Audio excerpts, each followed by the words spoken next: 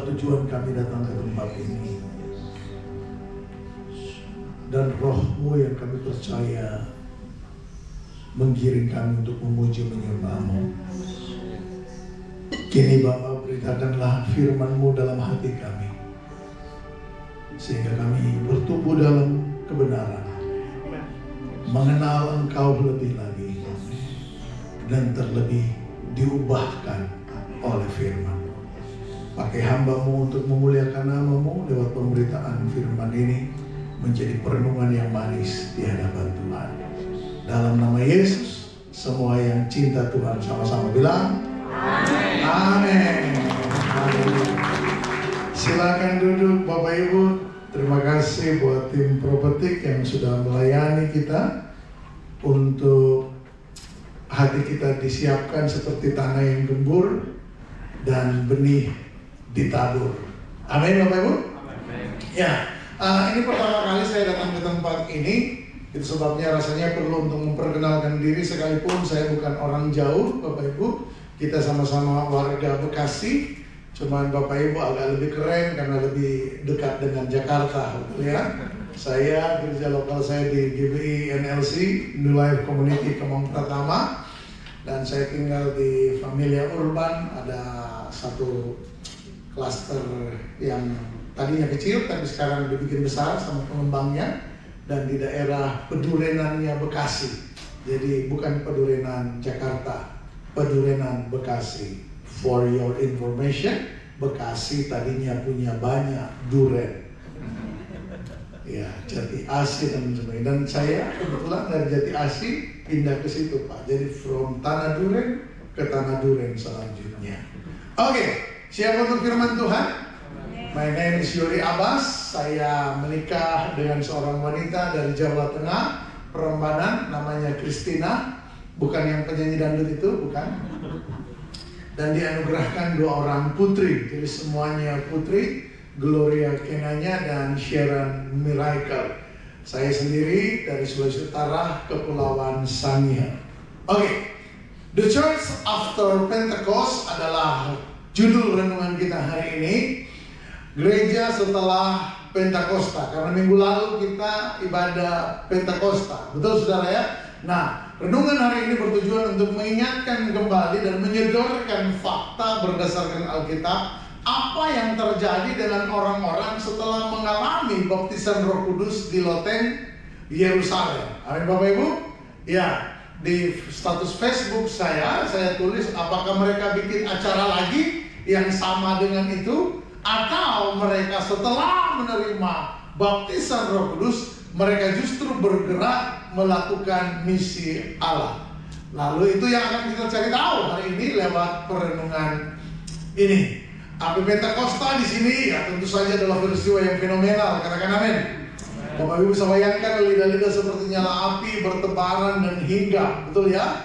Sebenarnya fenomena ini terjadi memiliki arti bahwa Tuhan akan membuat kita mengalami roh yang dikobarkan. Amin saudara. Jadi roh kita itu akan kekristenan yang progresif, bukan yang di YouTube itu ya. Ya, karena kekristenan itu harusnya progresif. Tetapi apa yang progresif? Ya kan, yang progresif adalah semangatnya untuk terus di dalam Tuhan. Yang progresif kekristenan itu tidak meninggalkan dasar teologi kekristenan. Yesus adalah Tuhan dan tidak ada keselamatan di luar Tuhan, di luar Yesus. Amin saudara. Kalau ada keselamatan di luar Yesus, Yesus tidak perlu repot-repot naik ke kayu salib. Kurang kerjaan? Bukan. Karena memang separah dan sedahsyat itulah dosa, sehingga firman yang menjadi manusia harus mati di atas kayu salib bagi kita. Oke, jadi itu yang akan menjadi fokus berita kekristenan seharusnya setelah Pentakosta. Next PowerPoint please. Setelah keajaiban Pentakosta, boleh baca sama-sama tulisan yang di bawah. Banyak yang berhenti dalam euforia Pentakosta sampai lupa hidup dalam tujuan dari kepenuhan Roh Kudus itu, yaitu, ada yang bisa bilang amin? Jadi sebenarnya begini, apa yang terjadi di loteng Yerusalem itu memiliki sebuah tujuan. Nah tujuannya bukan berarti begini, bulan depan kita bikin acara lagi. Halo? Sekalipun acara seperti itu tentu saja baik. Betul Bapak Ibu ya? Tetapi bukan itu tujuannya. Tapi tujuannya adalah begini, kepenuhan Roh Kudus menjadi daya dorong, menjadi penuntun, menjadi penggenapan. Bapak Ibu masih ingat nggak? Ketika Yesus mau terangkat, salah satu kalimatnya yang fenomenal adalah begini, beritakanlah Injil dan ajarkanlah mereka, amin. Lalu ditutup dengan kalimat yang sangat indah dan manis, dan ketahuilah aku menyertai kamu senantiasa sampai akhir zaman. Kesudahan zaman itu teks Alkitab yang lama. Dapat ditebak umur Bapak Ibu yang jawab tadi ya. Oke, puji Tuhan. Haleluya ya. Ini ada di sini ya. Jadi saya nggak bisa kemana-mana nih. Waduh, luar biasa. Saya terkurung ini hari ini. Saya akan berkhotbah bukan seperti diri saya ya. Ya karena jemaat saya di jemaat bilang kalau Pak Yuri khotbah seperti nonton badminton, kanan kiri, habis itu ngantuk dia tidur ya kan. Nah, bagaimana kita dapat mengalami penyertaan Tuhan senantiasa, sementara yang ngomong naik ke surga? Nah, rupanya kemudian kita pahami, Yesus bilang begini, lebih berguna aku pergi meninggalkan kalian supaya apa?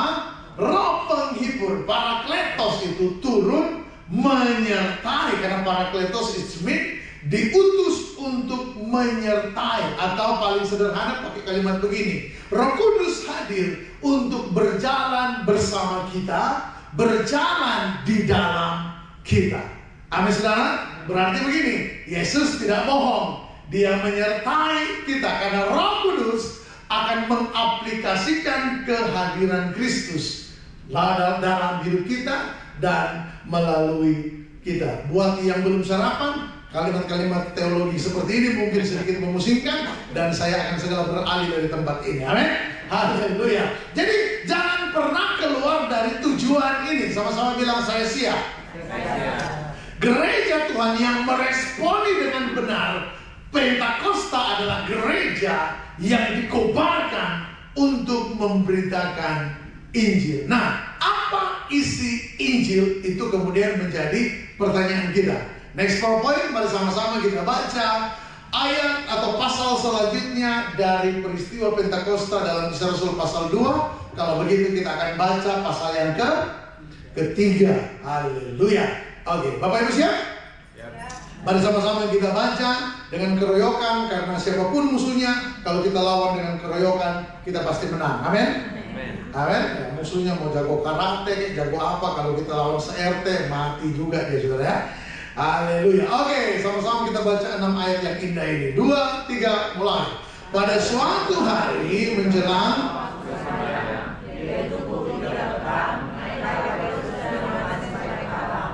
di situ ada seorang laki-laki yang lumpuh sejak lahirnya, sehingga ia harus diusung.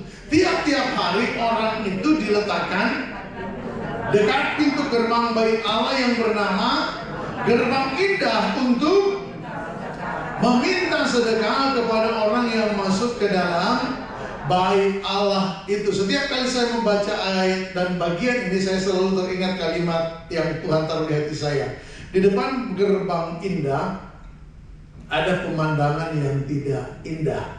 Bukan orang lumpuhnya, tetapi apa yang dia lakukan depan gerbang indah. Betul ya? Dia meminta sedekah di sana. Ada pengemis di depan gerbang bait Allah yang notabene sudah pasti menggunakan semangat kerohanian orang-orang yang masuk ke tempat rumah Allah untuk kepentingan dirinya sendiri. Semoga ini memunculkan sebuah perenungan buat kita. Amin. Oke. Ketika orang itu melihat bahwa Petrus dan Yohanes hendak masuk ke mana? Ia meminta sedekah. Lanjut. Mereka menatap dia dan Petrus berkata, lihatlah kepada kami. Lalu orang itu menatap mereka dengan harapan akan mendapat sesuatu dari mereka. Oh, ya jelas. Tetapi Petrus berkata, emas dan perak tidak ada padaku, tetapi apa yang kupunyai kuberitakan kepadamu. Demi apa? Nama Yesus, orang Nazaret itu apa? Berjalan. Lah ada ayat yang lain bilang begini, kerajaan Allah bukan soal makan minum, tetapi soal sukacita, kebenaran, dan juga kuasa. Katakan sama-sama kuasa. So, salah satu berita Injil adalah dalam Kristus ada kasih, dalam Kristus ada kuasa. Yang sepakat katakan amin. Nah, berita ini atau apa yang dimiliki oleh Yesus seharusnya menjadi berita yang masif disebarkan oleh gereja.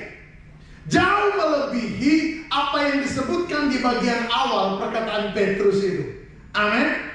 Gereja seharusnya tidak berorientasi kepada pengejaran akan emas dan permata, emas dan perak. Karena bayangkan saudara, itu juga jadi penghiburan buat saya, Pak Gideon. Jadi kalau hari ini saya nggak punya emas dan perak, ternyata saya tidak sendiri.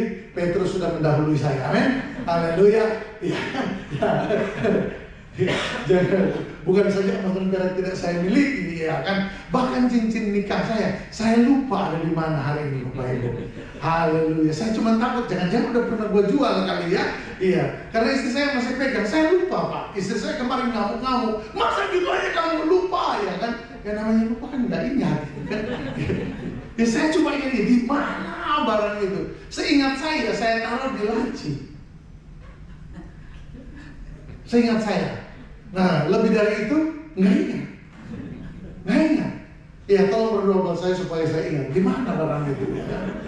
Emas dan perak tidak ada padaku. Berarti begini, saudara, kepenuhan Roh Kudus tidak akan membuat orang lebih banyak memberitakan tentang kekayaannya. How to become a wealthy people, ya kan? How to become the rich people in Bekasi, ya. Sehingga pesan-pesan di gereja juga berubah menjadi pemberitaan Injil, jadi khotbah-khotbah motivator, seminar bagaimana menjadi orang kaya, 5 langkah menjadi orang terkaya di Bekasi. Nggak begitu, saudara. Kita sedang keluar dari tujuan Tuhan. Kepenuhan Roh Kudus membuat Injil bersinar dalam hidup kita. Amin. Membuat terang Kristus, kasih dan kuasa Yesus diberitakan. Nggak usah stres, Pak, nanti kalau saya berdoa nggak ada kuasanya gimana? Itu bukan urusanmu. Urusanmu adalah begini, dia harus bercahaya di dalam hidupmu. Engkau harus menjadi orang yang pertama yang digugah oleh kasihnya, yang terpukau dengan kuasanya. Nah, kalau engkau tergugah dan terpukau oleh kasih dan kuasanya, berarti begini, engkau tidak perlu disuruh, pasti akan cerita. Bukankah itu yang terjadi dengan kita? Kalau ada orang yang begitu baik sama kita kan nggak perlu digaji sama dia untuk cerita betapa baiknya dia. Amin. Amin. Masalahnya kita tidak menganggap neraka adalah persoalan serius, sehingga ketika Yesus memberikan kepada kita sorga, kita tak terlalu semangat menceritakan tentang sorga. Halo? Kita kan menganggap neraka kan kurang serius sebenarnya. Injil itu artinya dalam bahasa Indonesia apa? Kabar baik. Amin. Apa kabar buruknya? Bukankah kabar buruk yang kau tahu akan membuat engkau menghargai kabar baik? Mengapa hasil diagnosa dokter begitu penting untuk engkau ketahui? Karena yang kau tunggu, apa kabar baik? Kenapa kabar baik yang kau tunggu? Karena engkau takut dengan kabar buruknya. Ada orang memilih pilihan yang lebih bodoh. Daripada saya dengar kabar buruk, mending gak usah ke dokter. Jadi sama kalian aja nggak tahu. Pokoknya nanti kalau udah waktunya pulang, udah langsung mati, ya kan? Iya, kalau mau mati. Haleluya, amin saudara. Sampai di sini udah mulai sedikit pusing? Nggak lah ya? Iya kan? Next PowerPoint please. Di depan gerbang indah. Bapak Ibu boleh sama-sama kita baca statement yang saya tulis depan ini, karena itu ditulis memang untuk dibaca. 1, 2, 3, go. Dalam segala hal orientasi hidup manusia selalu tentang apa yang dapat menguntungkan bagi dirinya. Lihat orang-orang lumpuh tadi. Ketika Petrus berkata, lihatlah kepada kami. Dia melihat, dia berharap disembuhkan nggak? Oh tidak. Bukan kesembuhan yang dia cari. Lalu kemudian selanjutnya, termasuk kebaikan Allah. Sampai sini ngerti nggak? Dalam segala hal orientasi hidup manusia selalu tentang apa apa yang dapat menguntungkan bagi diri, termasuk kebaikan Allah. Saya khawatir kekristenan hari-hari ini menjadikan pergi ke gereja sebagai syarat yang harus dipenuhi untuk dapat menikmati, memiliki, memperoleh apa yang dia ingin. Saya kasih contoh aplikasi yang lebih sederhana. Kita ingin hidup kita diberkati. Haleluya, amin. Amin. Ya, itu tadi yang bilang amin pasti seperti saya dipenuhi dengan cicilan-cicilan setiap akhir bulan ya. Apalagi ini akhir bulan. Ya, dan kita berharap, kita mempercayai bahwa begini, kalau saya rajin ke gereja, God will take care my life. Halo? Nggak peduli waktu kita ajukan cicilan kredit itu kita nggak tanya Tuhan, tetapi setelah kita kesulitan membayar, kita pasti minta tolong Tuhan. Amin? Karena Tuhan tidak beda dengan ambulans, dibutuhkan di saat emergency, ya kan? Ketika segala sesuatu sedang under control, we no need, ya kan? Kita tidak butuh Tuhan, no need of Him at all. Kita merasa nggak butuh Tuhan. Tapi kalau lagi emergency, ya. Kalau Amerika 911, kalau Indonesia 11.2, ya kan? 112. Haleluya. Makanya banyak orang datang ke gereja ekspektasinya bukan Tuhan. Bukan. Dia pulang dari gereja, entah berlutut entah tidak, dia seolah-olah ngomong begini sama Tuhan, oke, aku sudah ke gereja, mana bagian? Sudah sepatutnya Tuhan memberkati hidup saya. Ini sudah akhir bulan, ada 3 tagihan yang harus terbayar, dan keuangan saya berdasarkan jumlah di rekening baru mampu membayar 1,5 cicilan. Masih ada 1,5 yang lainnya. Mana Tuhan? Aku sudah doa, aku sudah nyembah. Apalagi tadi lagunya cocok. I believe, ya kan? What do you believe? Yang kita percaya keilahian Yesus atau pemenuhan Yesus atas kebutuhan kita. Kita ini butuh Tuhan untuk apa sebenarnya? Halo? Saya juga lagi tanya sama diri saya butuh Tuhan untuk apa?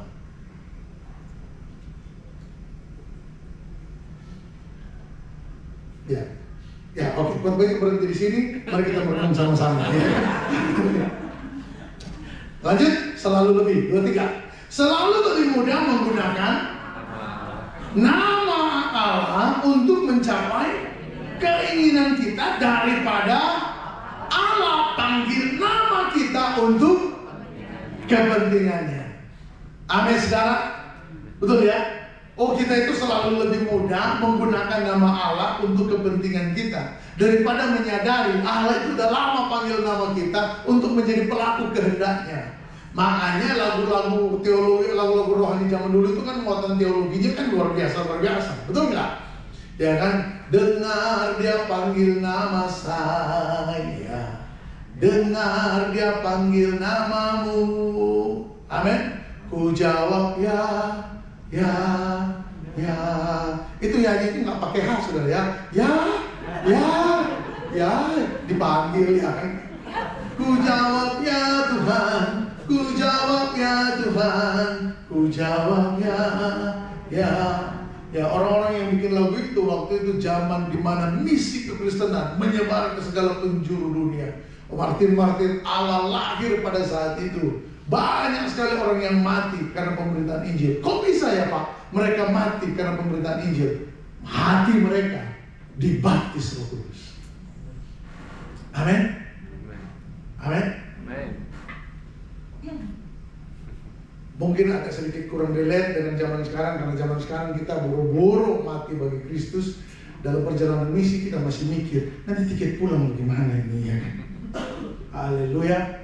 Amin. Amin. Itu kritik juga terhadap diri saya sendiri yang senang bermisi, saudara ya.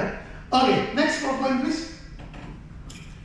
Nah ini dia, kita baca dulu ayat yang kelima. Ketika Petrus berkata seperti itu, lalu orang itu menatap mereka dengan harapan akan mendapat sesuatu dari mereka. Bapak Ibu, Alkitab sedang memperingatkan kita oleh Roh Kudus bahwa mata yang selalu mencari manusia tidak akan melihat Tuhan.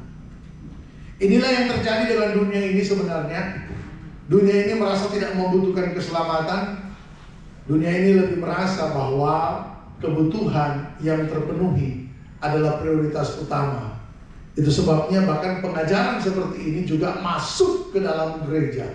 Sehingga beberapa waktu yang lalu saya kalau boleh ingat mundur 5-10 tahun ke belakang, gereja bahkan pernah punya slogan bahwa gereja hadir untuk menjawab kebutuhan. Padahal tidak.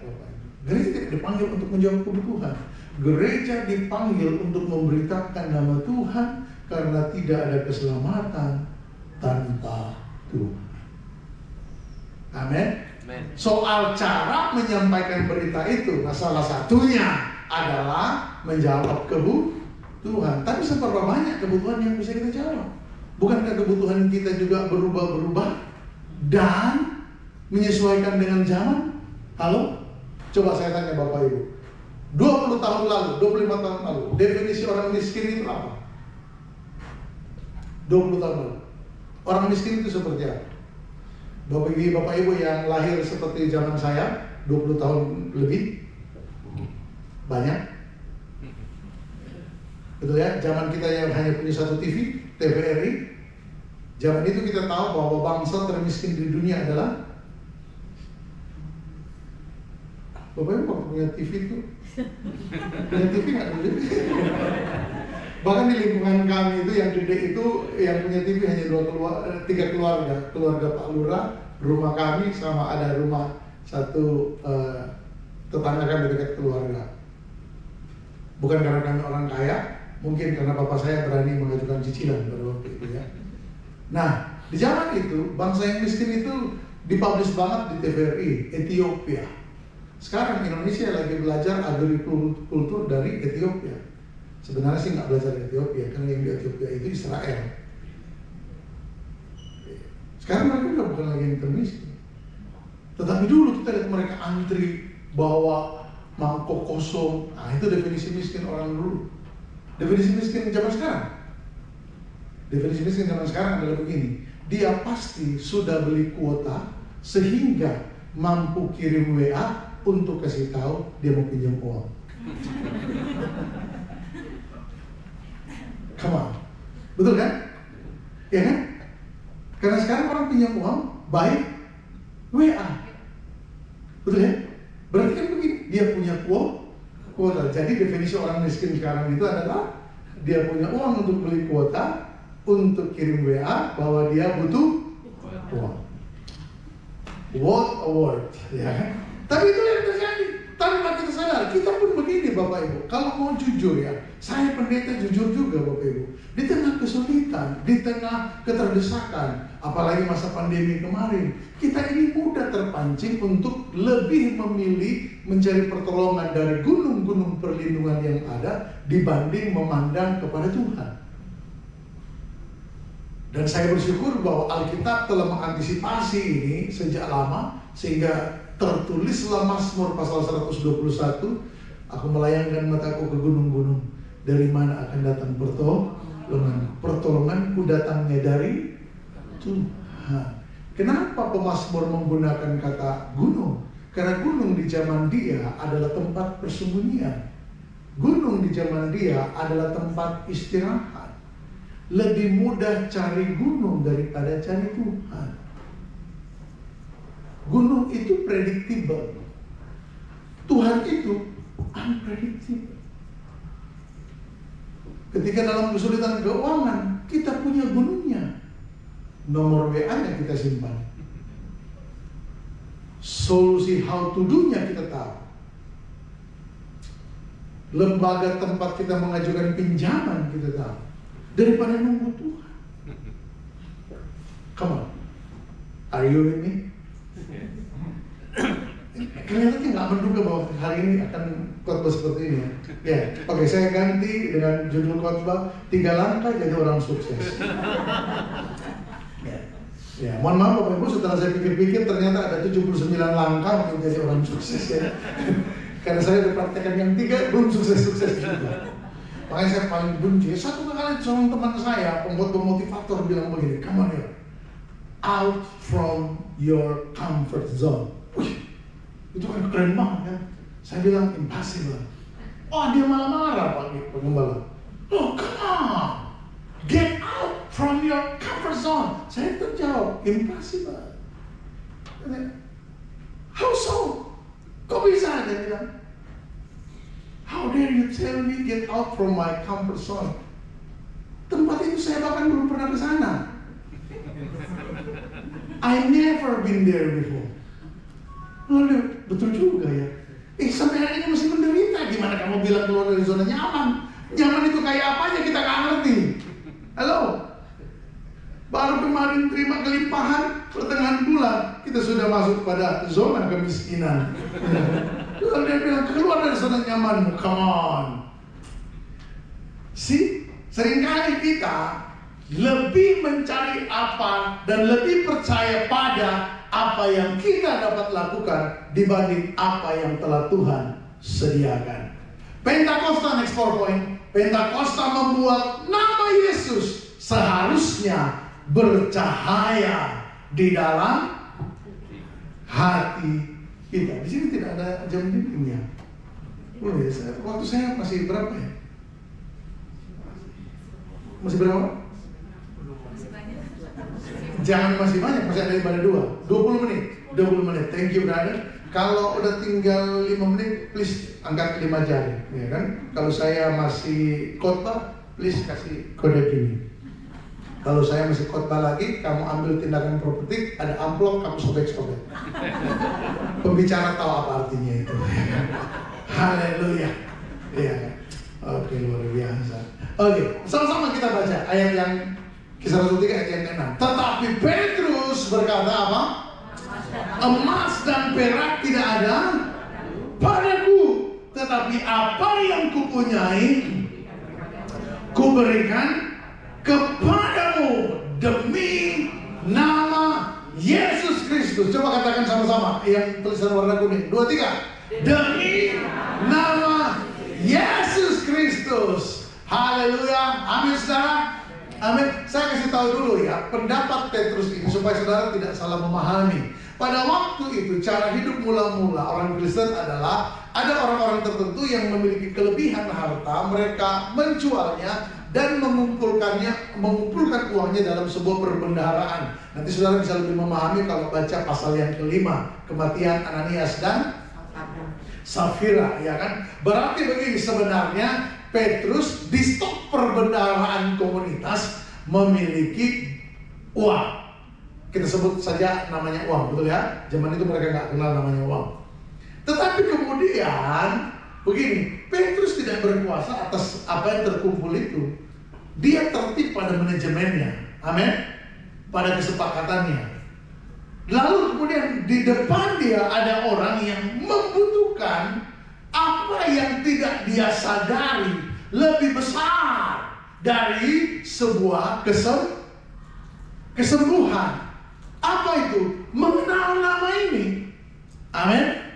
Pak, bukankah nama itu juga memberikan kesembuhan? Begini Bapak Ibu, kita ini lebih butuh nama Yesus daripada mujizat. Saya disembuhkan Tuhan lewat mujizat. Saya ngalami mujizat. Saya lupa tahun berapa itu. Ya, saya ngalami mujizat. Tapi tahu enggak? Hari ini saya sedang berhadapan dengan darah tinggi. Halo? Mungkin beberapa di antara saudara kolesterol naik. Bahkan tadi pagi lagi nyetir ke sini, saya goyangkan kepala saya, ada bunyi-bunyi di belakang mobil saya. Waktu saya mau lihat, kok agak tegang ya? Oh iya, selamat datang darah tinggi. Ya. Saya pernah alami mujizat. Amin. Yang saya lebih butuh nama itu. Anda pernah mengalami dicukupkan kebutuhan pada saat-saat yang sangat emergensi, betul ya? Tetapi yang engkau butuhkan lebih dari pemenuhan kebutuhan itu. Engkau dan saya, kita butuh nama Yesus. Karena kebutuhan yang kurang ini akan datang lagi berikutnya. Sakit yang disembuhkan ini akan datang lagi. Judulnya aja beda. Kalau dulu pembengkakan di leher saya, Kalau sekarang, dia tinggi namanya. Amin. Kalau dulu kekurangan apa? Kalau hari ini kekurangan pada bagian yang lainnya. Tetapi nama ini tidak pernah berubah. Amin. Dan saya berdoa karena perenungan kita dalam Injil Kristus Next PowerPoint. Mari sama-sama kita baca ayat ini untuk menutup eksposisi kita. Nama Yesus, sama-sama Bapak Ibu, 2, 3. Nama Yesus Kristus menjadi lebih manis dari. Amin. Amin. Saya lupa lagunya itu, Brian Dobson itu dari Vineyard. Your name is like honey on my lips, your spirit like water to my soul.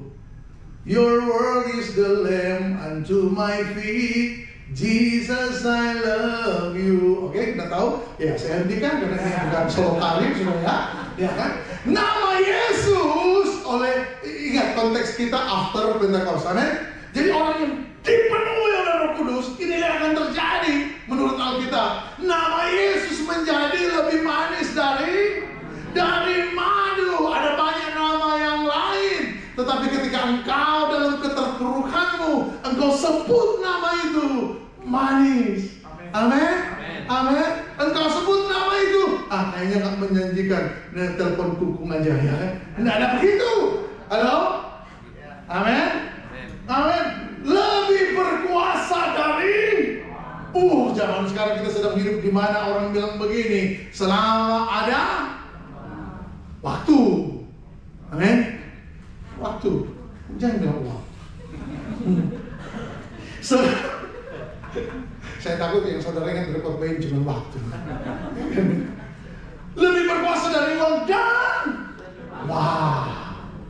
amin. Tidak ada yang dapat menggantikan nama itu. Dan ini adalah sebuah bobot kehidupan yang tidak mungkin dijangkau hanya melalui kecerdasan pengetahuan teologi, kekayaan yang engkau nikmati dari Tuhan. Tidak mungkin.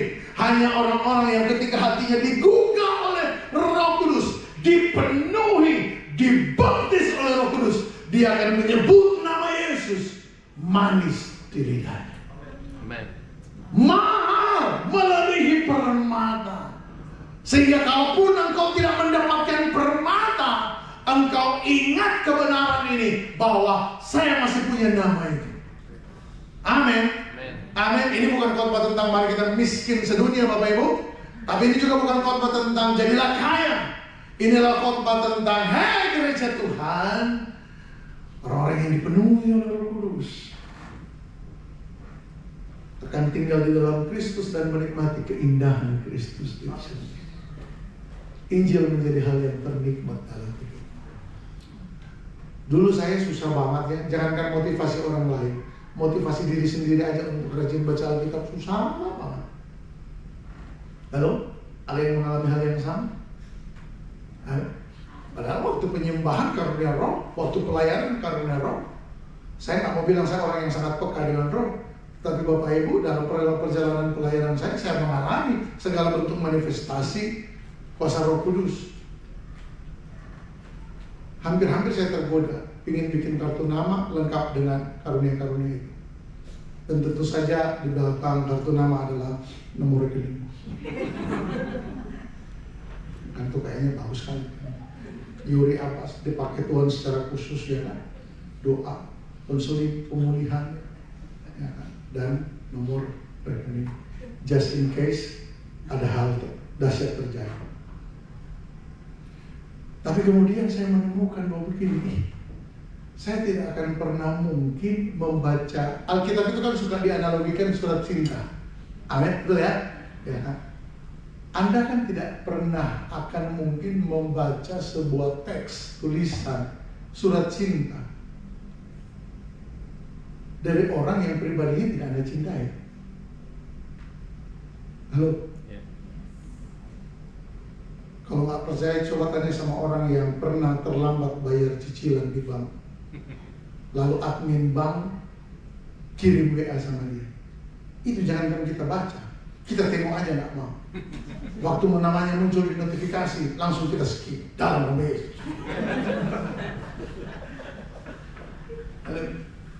Sepertinya kita punya pengalaman yang sama ya. Mari sama-sama setelah ini kita bikin doa ratapan, saudara. Kita ganti ibadah kedua, tidak perlu khotbah, meratap saja. Betul ya? Tapi kalau orangnya engkau cintai, dia nggak kirim berita, kita yang kirim berita. Itu kenapa saya mulai berdoa begini. Saya tidak berdoa supaya saya rajin baca Alkitab. Saya berdoa supaya Tuhan, Roh-Mu pimpin aku mencintai. Karena ketika aku mencintai Dia, aku jadi rindu dengan surat-suratnya.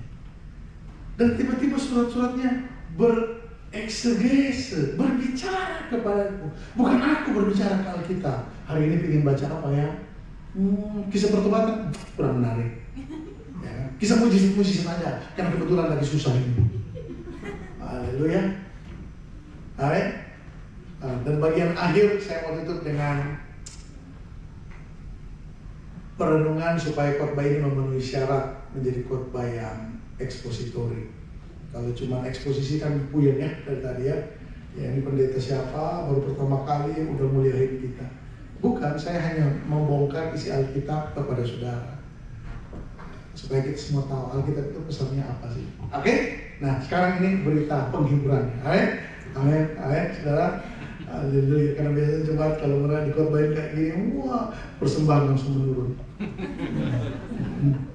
Oke, kuasa yang mengubahkan. Kita baca selanjutnya. Nah, aduh, kecil ya. Oke, ya biarlah yang mampu melihat membaca. 2, 3. Lalu ia memegang tangan kanan orang itu dan membantu dia berdiri. Seketika itu juga apa? Yes, lanjut.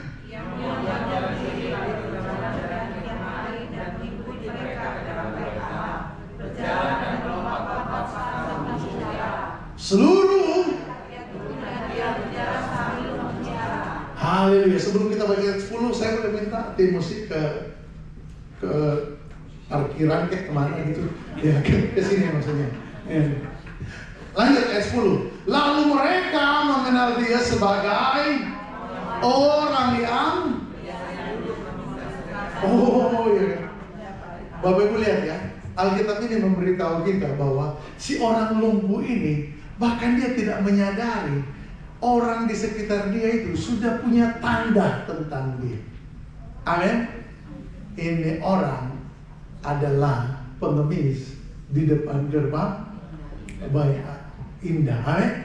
Tetapi waktu dia berjumpa dengan para rasul Allah, memang apa yang menjadi fokus hidupnya juga disodorkan oleh Alkitab. Betapa dia menginginkan sedekah dibanding hal yang lain. Oke, lanjut. Wow, dan tercengang tentang apa yang telah terjadi. Padanya ayat 11. Karena orang itu tetap mengikuti Petrus dan Yohanes, maka seluruh orang banyak itu sangat keheranan, datang dan mengurumuni, diserami Salomo. Saya bacakan ayat 12 buat Bapak Ibu. Karena Petrus melihat orang banyak itu yang keheranan tadi, ia berkata, hai orang Israel, perhatikan teksnya ya. Hai orang Israel, mengapa kamu heran tentang kejadian itu? Waduh.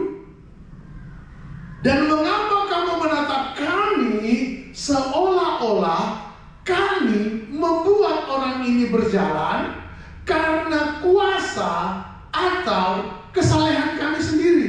Wah, ini kayaknya agak sedikit berbeda dengan pelatihan-pelatihan pelayanan mujizat dan pengutusan misi hari-hari ini, betul ya? Karena pengutusan misi hari ini adalah kamu harus cepat, amin. Kamu harus punya kuasa, kamu harus saleh. Supaya apa? Supaya kamu bisa berdoa dan mujizat terjadi. Ini loh orang yang sudah pelayanan dan mujizat terjadi malah bilang begini, bukan karena kuasa kami, we have nothing. Kesalehan, waduh kesalehan kami, enggak. Jadi Pak Gembala rupanya begini, perhatikan saudara.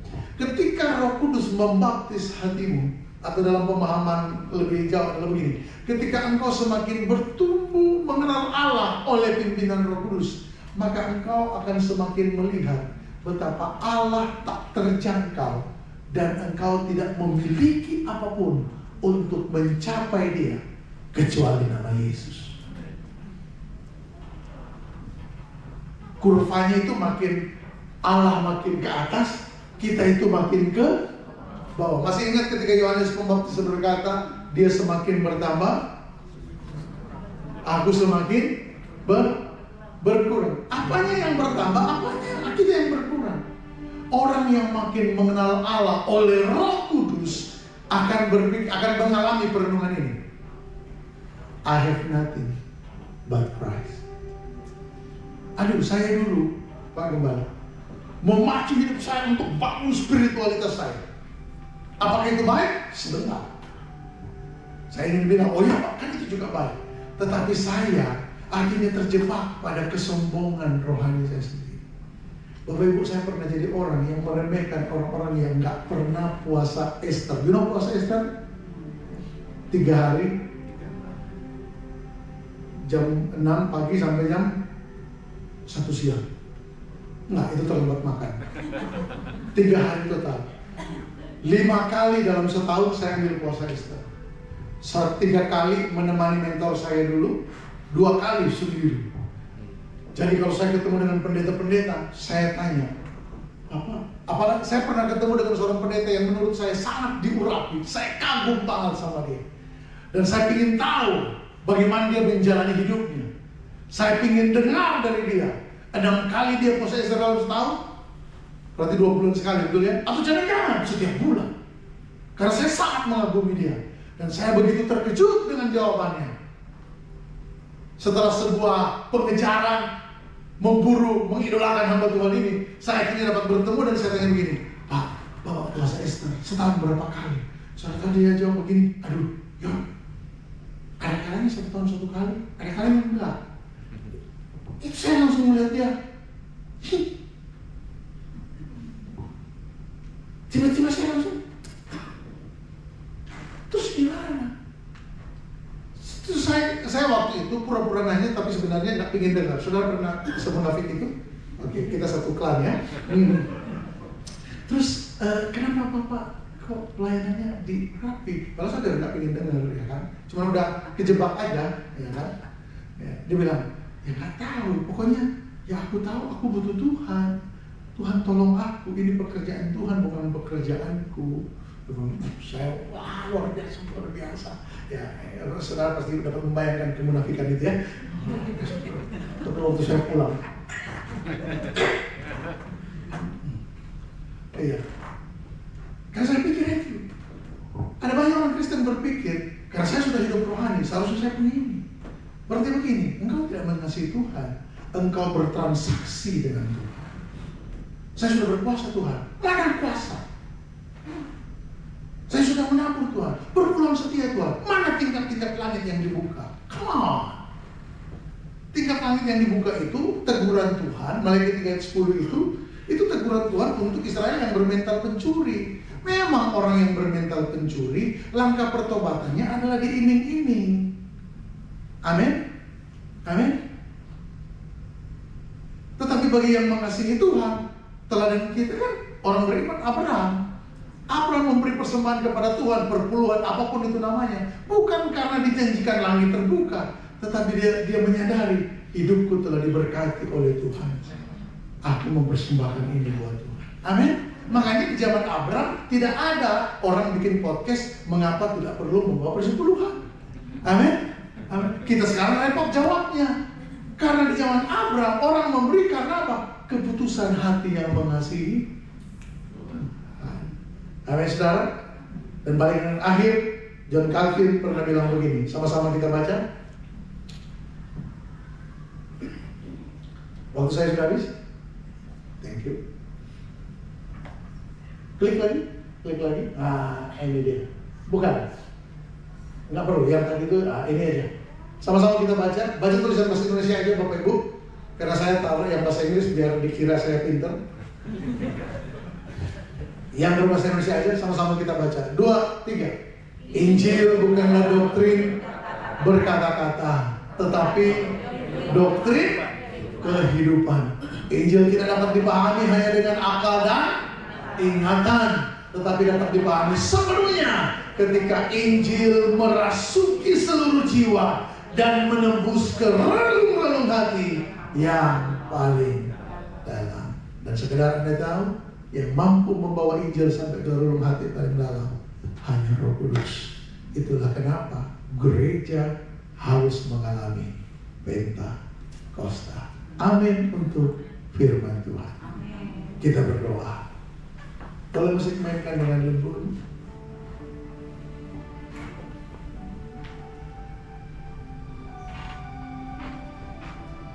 Bapa,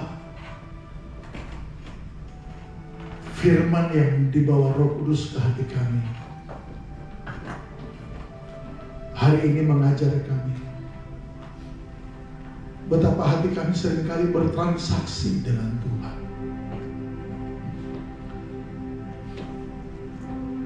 Perbuatan kami mengejar kesalehan, tapi kami mengharapkan ada upah dari kesalehan.